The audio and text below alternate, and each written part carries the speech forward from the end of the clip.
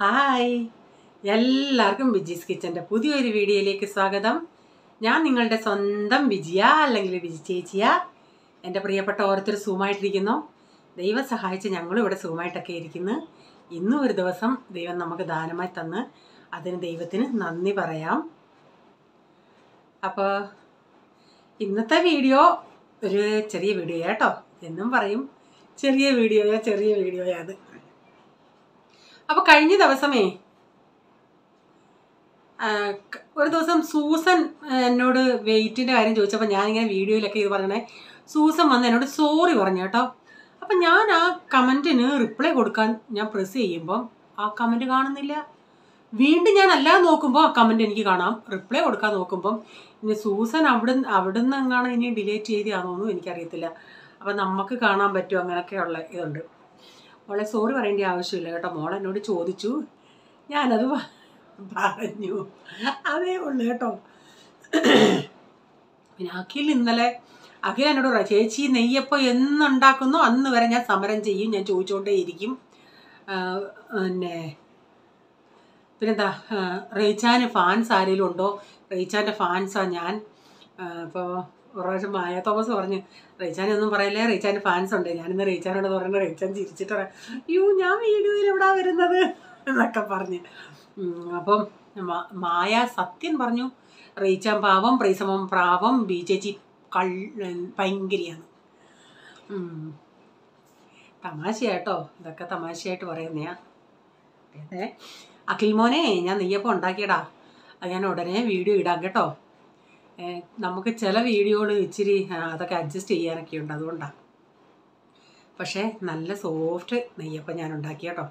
ഇന്ന് ഞാൻ മലയാളിക്കാരുടെ കയറി എണ്ണ, എൻ്റെ ദൈവമേ, അങ്ങ് ഫ്ലാറ്റ് പോലെ ഇരിക്കുന്നേ ഒരു സൈസ് നെയ്യപ്പം. പേരേ ഉള്ളൂ, 4 45 രൂപയെന്ന് പറയുന്നത്. അതിലങ്ങ് ഓയിലങ്ങ് ഇറ്റിറ്റ് വീഴുന്നു, വെറും ഫ്ലാറ്റ്, ഒട്ടും പൊങ്ങിയിട്ടൊന്നുമില്ല. അതുപോലെ അച്ചപ്പം ആണെങ്കിലും വെറും പന്ന ഈ നമ്മുടെ നാക്കിലൊക്കെ കൊള്ളുന്ന ഒരു സൈസ് അച്ചപ്പമുണ്ട്. അതിന് തന്നെ എന്തോ ഞാനതൊന്നും വാങ്ങിച്ചില്ല. പിന്നെ എന്നെ വഴക്ക് പറയില്ലേ എൻ്റെ ചക്കരകളെ, നോയമ്പുള്ള ചക്കരകളെ, ഞാൻ ഇച്ചിരി കപ്പ വാങ്ങിച്ചിട്ടുണ്ടേ. ഞാനതൊരു ദിവസം ഉടനെ ഉണ്ടാക്കുന്നതായിരിക്കും. എന്തോ എന്നെ കടയിൽ ചെന്നിട്ട് കപ്പ കൊണ്ടുണ്ട്, കുറച്ച് കപ്പ ലാസ്റ്റിൽ കുറേ ഉള്ള ഇളങ്ങത് ഞാൻ വാങ്ങിക്കത്തില്ലായിരുന്നു. നിങ്ങൾ പറഞ്ഞതും പ്രകാരം ഞാൻ പറഞ്ഞ വേണ്ട, എൻ്റെ പിള്ളേർക്ക് എന്താ കാണിച്ചു, എത്ര പിള്ളേരുണ്ട്? ഞാൻ പറഞ്ഞ അങ്ങനെയുള്ള പിള്ളേരല്ല, എൻ്റെ ചാനലിലുള്ളവർ പറഞ്ഞ ചേച്ചി ഇപ്പോഴേ ഇടല്ലേ നോയമ്പൊക്കെയാണ്. അത് കൊണ്ടുപോകും, നല്ല വേവുന്നയാ അങ്ങനെയൊക്കെ അങ്ങ് പറഞ്ഞങ്ങ് ഫോഴ്സ് അങ്ങ് ചെയ്തു. പക്ഷേ ഇനി വേവുന്നയാന്ന് എന്തോ അതെന്ന് എനിക്കറിയത്തില്ല. ഇപ്പം നിങ്ങൾ എന്തെങ്കിലും ചേച്ചിക്ക് നല്ല ക്ഷീണമുണ്ടെന്ന്, സൺഡേ ആയിരുന്നു, സൺഡേ മീറ്റിങ്ങൊക്കെ കഴിഞ്ഞിട്ട് വരുമ്പോൾ എനിക്കിങ്ങനെ നല്ല ക്ഷീണമാകും.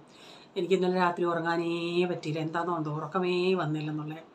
എനിക്ക് ഉറക്കം തീരെ കുറവാണ്, അതാണ് മെയിന്. ഈ ശരിക്കും ഉറങ്ങിയില്ലെങ്കിലും വണ്ണം വയ്ക്കും. അപ്പം ഇന്ന് ഞാനിങ്ങനെ എൻ്റെ ഒരു നാട്ടിലെ ഒരു ഞങ്ങളുടെ നാട്ടിലെ ഞങ്ങളൊരു ചർച്ചിലുള്ളതായിരുന്നു. ആ അച്ഛൻ്റെ ഒരു മോൻ ഇവിടെ ബസായില്ല. അപ്പോൾ ഇങ്ങനെ ഫോൺ ചെയ്തോണ്ടേ പുള്ളിക്ക് ഇൻറ്റീരിയൽ വർക്കൊക്കെയാണ്. അപ്പം അച്ചാറിൻ്റെ കാര്യമൊക്കെ പറയണേ എൻ്റെ അടുത്ത് പറഞ്ഞ്, വിജി നൈകാവിൽ വാ, നല്ല ഓലമീനുണ്ട്, മോതമീനുണ്ട്. ഞാൻ പറഞ്ഞ് എപ്പോഴാണെന്ന് ചോദിച്ചോണ്ട് പറഞ്ഞാൽ രാത്രി 9 മണിക്കാണ് കച്ചവടം. അപ്പോൾ എൻ്റെ അടുത്ത് പറയാം, വിജി മീൻ വാങ്ങിക്കാൻ വരുന്നതൊക്കെ കൊള്ളാം, ഇടി കൊണ്ട് ശരിയാവും. ഇവിടുത്തെ മീൻകാരി ആൻറ്റിമാരെ കണ്ടാൽ നമ്മൾ വെറും ഒന്നുമില്ല, അവിടെ അത്രയ്ക്ക് വണ്ണമൊക്കെ ഉള്ളവരാ, നല്ല ഇടി കിട്ടുമെന്ന്. അങ്ങനെയൊക്കെ പോന്നു. പിന്നെ ഇനി എന്തെങ്കിലും കമൻറ്റിൽ ഉണ്ടോ എന്തോ എനിക്ക് ഓർമ്മയില്ല. പിന്നെ പനന്തേങ്ങ ഞാൻ പറഞ്ഞില്ലേ, അത് എന്തോ നൊങ്കെന്ന് പറയും അതിന്, നൊങ്ക്. അത് തമിഴ്നാട്ടിലാണ് കൂടുതലും. അപ്പോൾ എന്നോട് ഓമനാൻറ്റി പറഞ്ഞായിരുന്നു, ഓമനാൻറ്റിക്കാണെങ്കിൽ 1 വർഷം കൊണ്ട് എൻ്റെ നോട്ടിഫിക്കേഷൻ ചെല്ലുന്നില്ല, ഇടയ്ക്കെങ്ങാണോ ഒന്ന് ചെല്ലുമെന്ന്.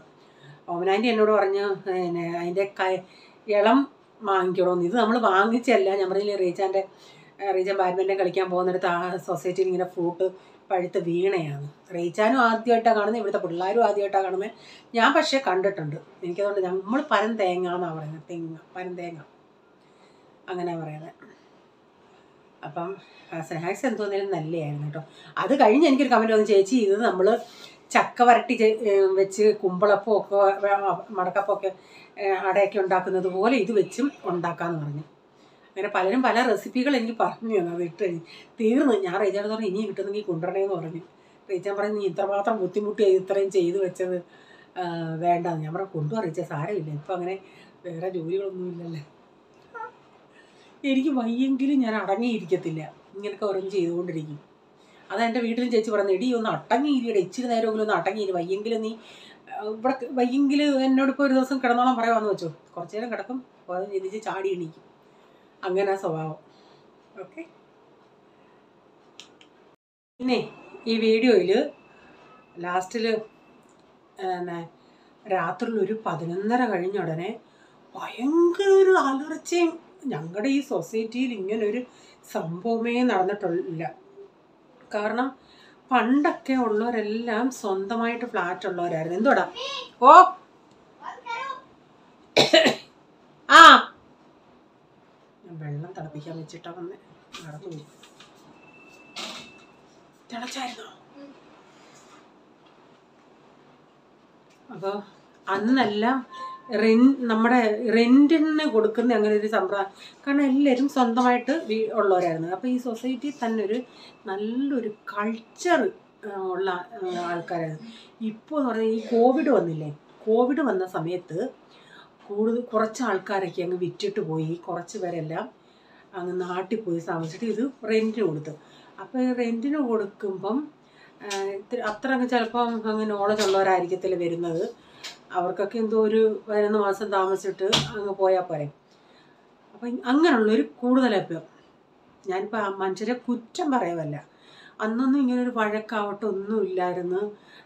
സൊസൈറ്റി ആണെങ്കിലും നല്ല ഇതായിട്ട് നടന്നുകൊണ്ട് പോയി. ഇപ്പം ഈ കഴിഞ്ഞിടെയൊന്നും സൊസൈറ്റിയിലും ഞങ്ങൾക്ക് ആൾക്കാരില്ലാഞ്ഞ് മുനിസിപ്പാലിറ്റിക്കാരെ ഏൽപ്പിച്ചിട്ട് അവർ നടത്തുമായിരുന്നു. ഇപ്പം പിന്നെ ആൾക്കാരായിട്ടുണ്ട്.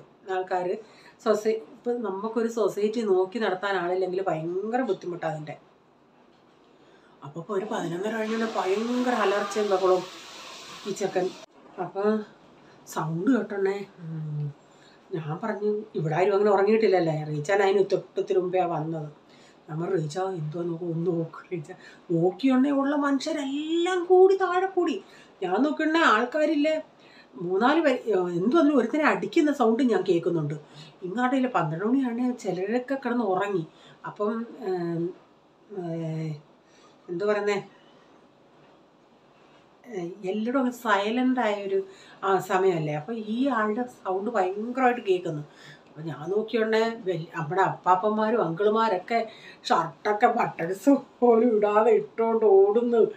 എല്ലാവരും കയറി ഓടുന്നു, പെണ്ണുങ്ങൾ ഓടുന്നു, എല്ലാവരും ഓടുന്നു. അപ്പോൾ എന്തുവെന്നറിയാൻ റീച്ചാൻ പറയും ഓ എന്തിനാ പോകുന്നത്, ഞാൻ പോകുന്നില്ല. ഞാൻ പറഞ്ഞു ഒന്ന് അപ്പോൾ പോൾ ഇവിടെ ബാപ്പാ പോകാൻ പപ്പാ പറയും. അവൻ പപ്പായെ വിളിച്ചോണ്ട് പോയി. ഞാനെന്തായാലും ഇവിടെ നിന്ന് നോക്കിയിട്ട് പോളേറ്റവും പുറകെ പോയി നിൽപ്പുണ്ട്, അവരെ മുന്നിലോട്ട് കയറിയില്ല. അപ്പം ഞാൻ നോക്കണ ആൾക്കാർ കൂടുന്നതിന് മുമ്പിട്ട് ഒരുത്തനെ നീ ചീത്ത വിളിക്കൂടാന്ന് പറഞ്ഞ് 4 അവന്മാരുണ്ട്. അതിലൊരുത്തൻ ഹെൽമെറ്റും കൊണ്ട് അവൻ്റെ തലയ്ക്ക് ഇങ്ങനെ അടിക്കുന്നു. അത് കണ്ടപ്പോൾ സത്യം പറഞ്ഞാൽ എനിക്ക് വിഷമം വന്നു. ചീത്ത വിളിക്കല്ലേ, ശരി തന്നെ, ചീത്ത വിളിച്ചു എന്ന് പറഞ്ഞ് അവൻ ചിലപ്പോൾ ഇത്തിരി കുടിച്ചിട്ടുണ്ടെന്ന് വെച്ചു. കുടിക്കാതെ തന്നെ നോർമലി ഇരിക്കുന്ന വ്യക്തി ഇങ്ങനെ ആ ഹെൽമെറ്റും കൊണ്ട് അടിച്ചടിയും കൊണ്ട് അവൻ എന്തെങ്കിലും സംഭവിച്ചാലോ.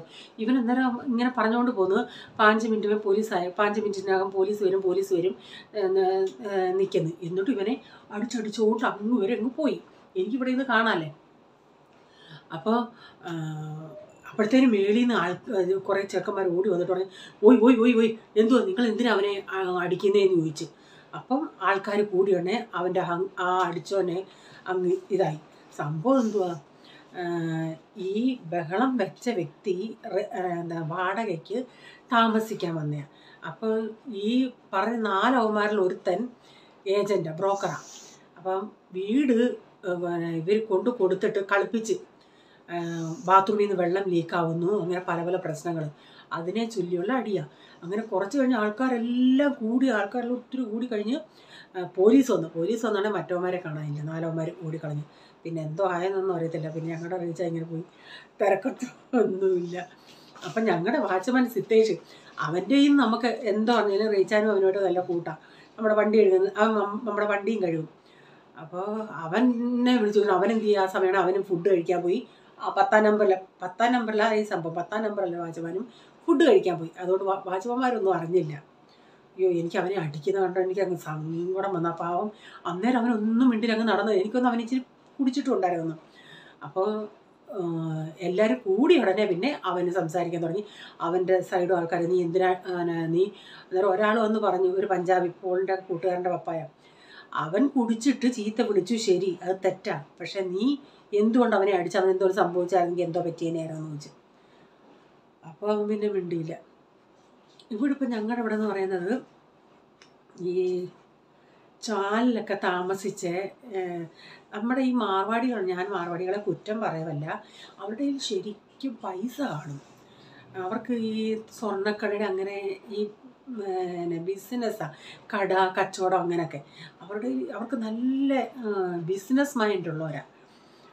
നല്ല പണം കാണും, പക്ഷെ അവരെ കണ്ടാൽ പറയത്തില്ല അവിടെ പണം ഉണ്ടെന്ന്. അപ്പോൾ ഇവരൊക്കെ ഇങ്ങനെ ഈ ചാലുകളിലാണ് താമസിക്കുന്നത്.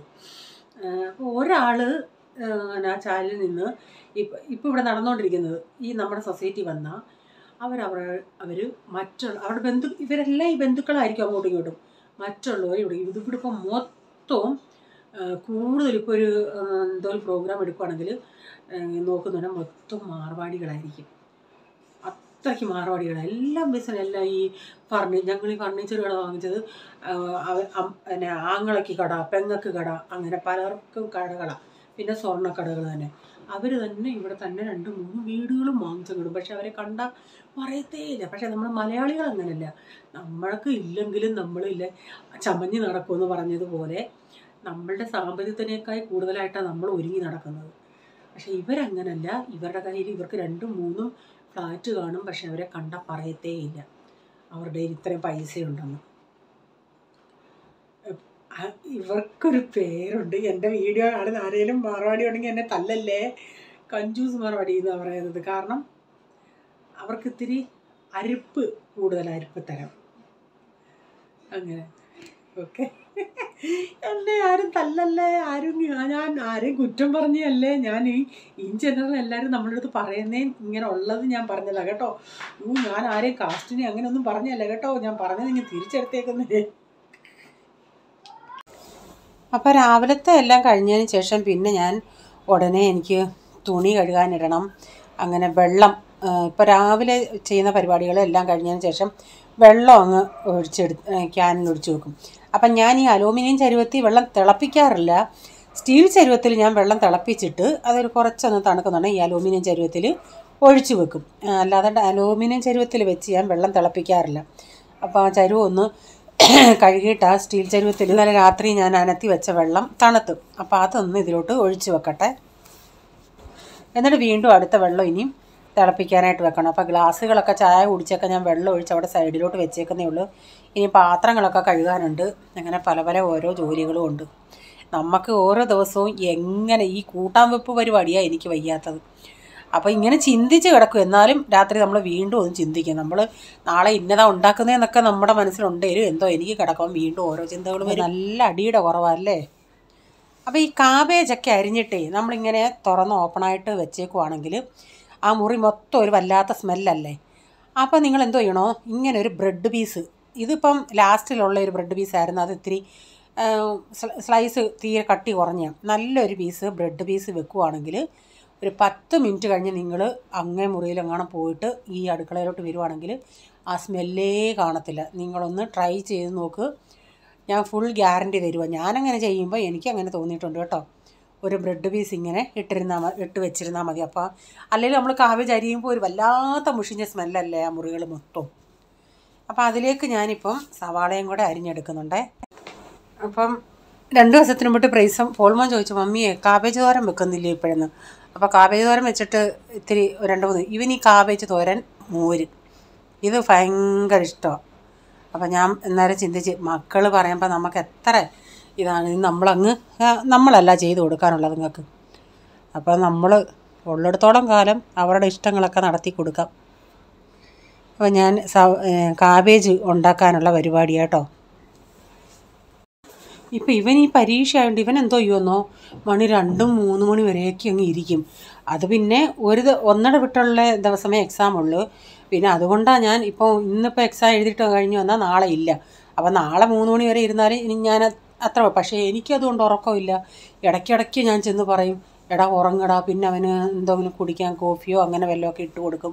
അതുകൊണ്ട് എനിക്കും ഒരു ബുദ്ധിമുട്ട്. റീച്ചാൽ പിന്നെ കിടന്നാൽ പിന്നെ ഒറ്റ ഉറക്കമാണ്. ഇപ്പോൾ കഴിഞ്ഞ ദിവസമേ രാത്രിയിൽ ഫ്രിഡ്ജിൽ സാധനങ്ങൾ വെച്ചിട്ട് എനിക്ക് കാബേജെല്ലാം വെളിയിൽ നമുക്ക് എടുത്ത് വെക്കാൻ പറ്റത്തുള്ളൂ. അങ്ങനെ വെച്ചോണ്ടേ ബിൻസിയാന്ന് തോന്നുന്നു ചോദിച്ചത്, ചേച്ചി നാളെ എന്നാൽ കാബേജ് തോരനാണോ എന്ന്. ഞാൻ സ്ഥലമില്ലാത്തതുകൊണ്ട് കാബേജെല്ലാം നമുക്ക് വെളിയിലെടുത്ത് വെക്കാൻ പറ്റുമോ, അങ്ങനെ വെച്ചതാണ്. പിന്നെ രാവിലെ എടുത്തങ്ങ് വെച്ച്. അപ്പം ഇന്നലെ തൊട്ട് ഇവിടെ ഫോണും ചോദിക്കുന്നു കാബേജ് തോരൻ ഉണ്ടാക്കുന്നില്ല. അപ്പം ഇന്നെന്നാ അതങ്ങ് ചെയ്യാമെന്ന് വെച്ച്. ഇവിടെയും ചൂട് തുടങ്ങി കേട്ടോ. എനിക്ക് പിന്നെ പറയണ്ട അടുക്കളയിൽ.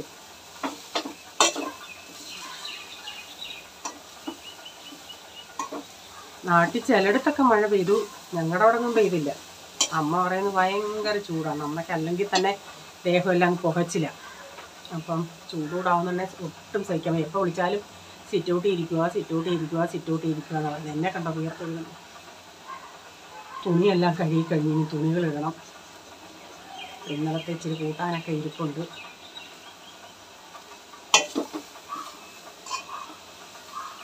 ഞാനീ ചിലപ്പോൾ പറയത്തില്ലേ കഴിഞ്ഞ ദിവസം പറഞ്ഞെന്ന്. കഴിഞ്ഞ ദിവസം എന്ന് പറഞ്ഞാൽ ഈ പറയുന്നത് തലേ ദിവസമൊന്നുമല്ല, നേരത്തെ പറയുന്നത് ഈ പറയുന്നത് കേട്ടോ.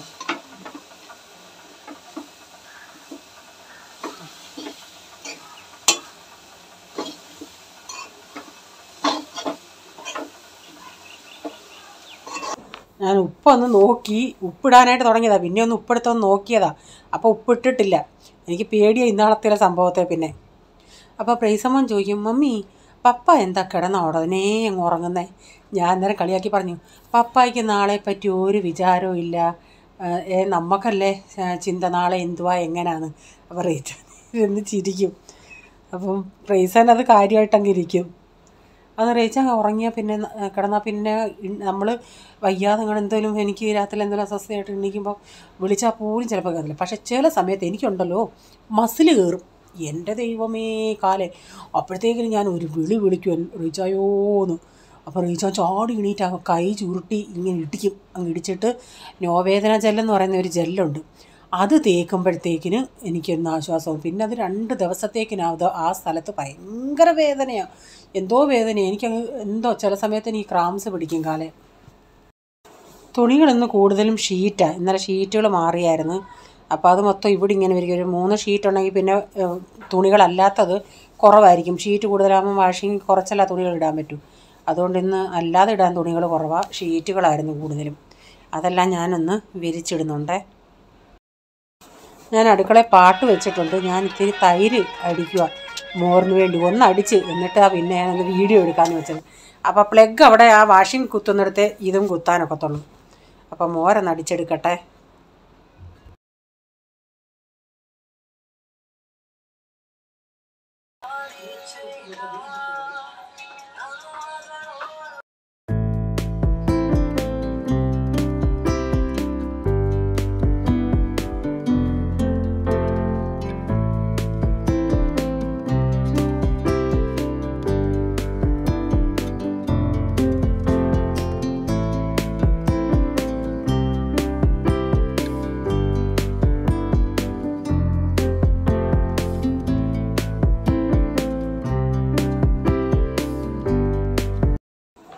അപ്പോൾ തോരനൊക്കെ റെഡിയായി.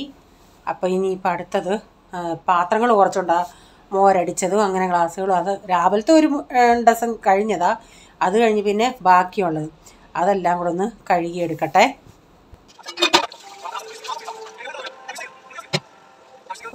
മോരിൻ്റെ അകത്ത് ഇച്ചിരി ഉലുവാപ്പൊടി ഇടുക. അപ്പം ഞാൻ ഡയറക്റ്റ് ഉലുവാപ്പൊടി ഇന്നാളെ ഇട്ടുണ്ടേ. അത് ഞാൻ പറഞ്ഞില്ലേ ഇച്ചിരി കട്ട കയറി. എന്നാലും അത് അലിയും കുറേ സമയം എടുക്കും. അപ്പം ചേച്ചി പറഞ്ഞായിരുന്നു, അജിതേച്ചിയും പറഞ്ഞായിരുന്നു, വിജി ഇച്ചിരി വെള്ളത്തിൽ ഇങ്ങനെ കലക്കി ഒഴിക്കുന്നു. ഞാനപ്പോൾ ഒരു സ്വല്പം ചൂടുവെള്ളത്തിലേ ഇത്തിരി ഒന്ന് ഉലുവ കലക്കി ഒഴിച്ചതാണ്. എന്നിട്ട് കടുവും കൂടെ വറുത്ത്. അപ്പോൾ നമ്മുടെ മോര് കറിയും റെഡി ആയിട്ടുണ്ട്. ഇന്നലത്തെ ചിക്കൻ കറി ഇരിപ്പുണ്ട്. അപ്പം അവർക്ക് കുശാലായിരുന്നു. ഉച്ചയ്ക്ക് ഞാൻ ചിക്കൻ കറി ചൂടാക്കി ചപ്പാത്തിക്ക് അവർക്ക് ഞാൻ കൊടുത്തു.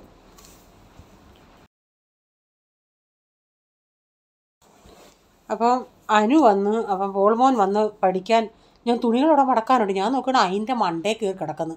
ഞാൻ പറഞ്ഞു മാറാ അങ്ങോട്ട് ആ സൈഡിലോട്ട് അങ്ങനെ പോയിരിക്കുന്നു. ഈ തുണി കഴുകിയതാണെന്ന് നിനക്കറിയത്തില്ലയോ എന്ന് ചോദിച്ചു. ഈ ബാഗ് പ്രൈസമ്മോൻ്റെ വീട്ടിലിടുന്ന തുണികളുടെ ബാഗാണ്. അത് ഞാനിപ്പോൾ ഈ മടക്കി മണ്ടേ വെക്കത്തില്ലേ.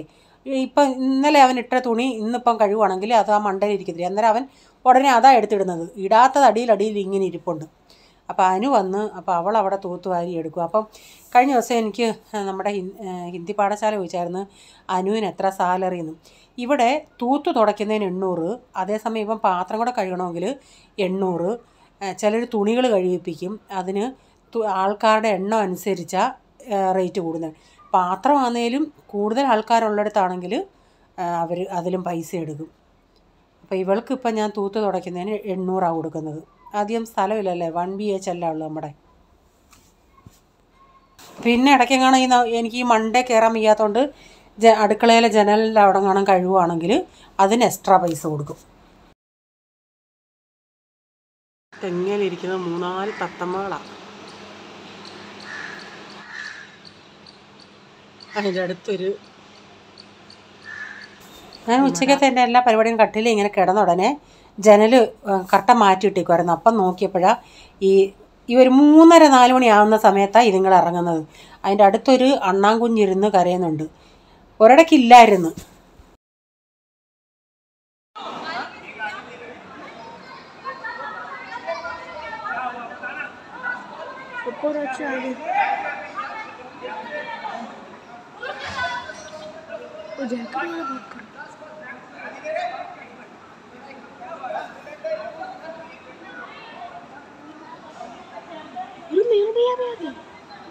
देखो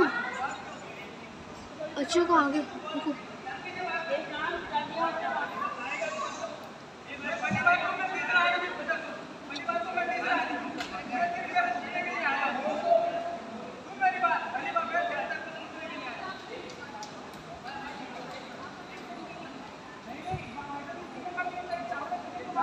पूरा पूरा सोडी आ जाए सब लोग क्या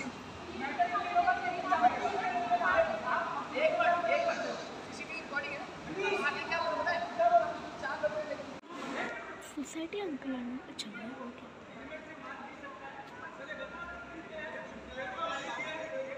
ഇപ്പോൾ സമയം 11:30 രാത്രി.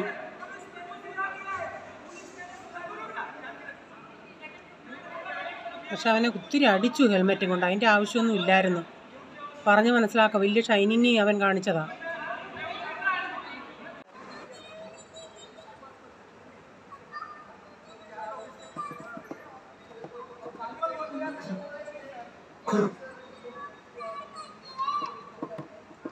നോക്കിയുള്ള വല്യപ്പന്മാരും എല്ലാം ഓടി വരുമായിരുന്നു. ഇപ്പം മണി 12 ഇപ്പം ആ അവൻ അങ്ങനെ അടിക്കണ്ടായിരുന്നു. അവൻ എന്തോ ചീത്ത വിളിച്ചെന്ന് പറഞ്ഞാൽ അവൻ അടിച്ചത്. ചീത്ത അടിച്ചെന്ന് പറഞ്ഞാൽ അവൻ ഹെൽമെറ്റും കൊണ്ട് ആ ചെറുക്കൻ്റെ തലയിലായിരുന്നു അടിക്കുന്നത്. അങ്ങനെ അടിക്കുന്നതിൻ്റെ അവസ്ഥ എന്തുവാ? അവൻ ചീത്ത വിളിച്ചത് ഇവൻ അടിച്ച് അവനെ ഓടിക്കുന്നതുമായിട്ട് എന്തോ വ്യത്യാസം? പറഞ്ഞ് മനസ്സിലാക്കാമായിരുന്നല്ലോ. അവൻ ചുമ്മാ ഷൈനിങ് കാണിച്ച് അവനെ ശരിക്കും അടിച്ചെന്നുള്ള ഹെൽമെറ്റും കൊണ്ട്. ഇപ്പം അവൻ ഒതുങ്ങി. എല്ലാവരും അതാ ചോദിച്ചത്, നീ എന്തിനാ അടിച്ചതെന്നവനെ. ഇന്നത്തെ വീഡിയോ ഇവിടെ വൈൻഡപ്പ് ചെയ്യുക.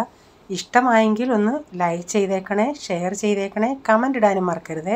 ഇനി ഒരു പുതിയ വീഡിയോയുമായി വരും വരെ bye. God bless you all. Thank you. Take care. Bye. See you. Good bye.